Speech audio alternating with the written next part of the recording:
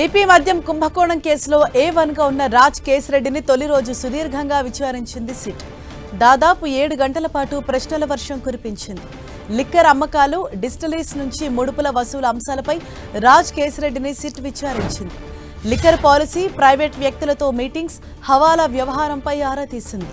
SIT అధికారుల ప్రశ్నలకు రాజ్ కేశరెడ్డి సరైన సమాధానాలు ఇవ్వనట్లు తెలుస్తోంది. మద్యం సరఫరా కంపెనీలు, డిస్టిలరీల నుంచి ప్రతి నెల 50 కోట్ల నుంచి 60 కోట్ల మేర ఎలా వసూలు చేసేవారు?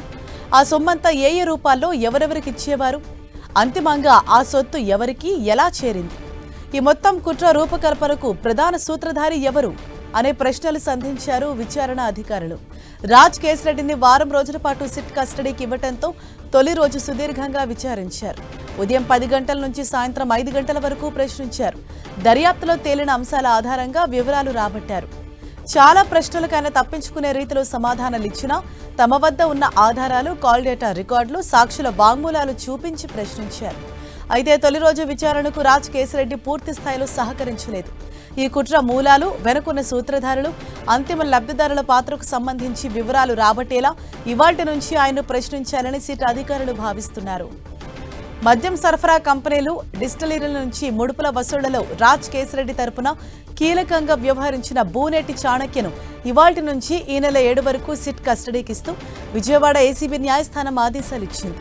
ఈ నేపథ్యంలో తొలుత విడివిడిగా, ఆ తర్వాత ఇద్దరిని కలిపి విచారించాలని అధికారులు నిర్ణయించారు.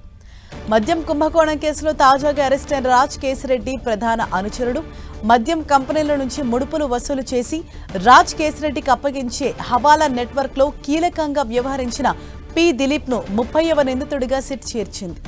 చెన్నై విమానాశ్రయంలో ఆయన అరెస్ట్ చేసిన సిట్ అధికారులు నిన్న విజయవాడ ఏసీబీ కోర్టులో హాజరుపరిచారు. న్యాయమూర్తి నెల 6వ తేదీ వరకు జ్యుడిషియల్ రిమాండ్ విధించారు. ఈ కేసులో ఇప్పటి వరకు అరెస్ట్ అయిన వారందరికీ మే 6 వరకే రిమాండ్ విధించారు. దిలీప్ను కస్టడీకి కోరుతూ సిట్ పిటిషన్ దాఖలు చేయనుంది.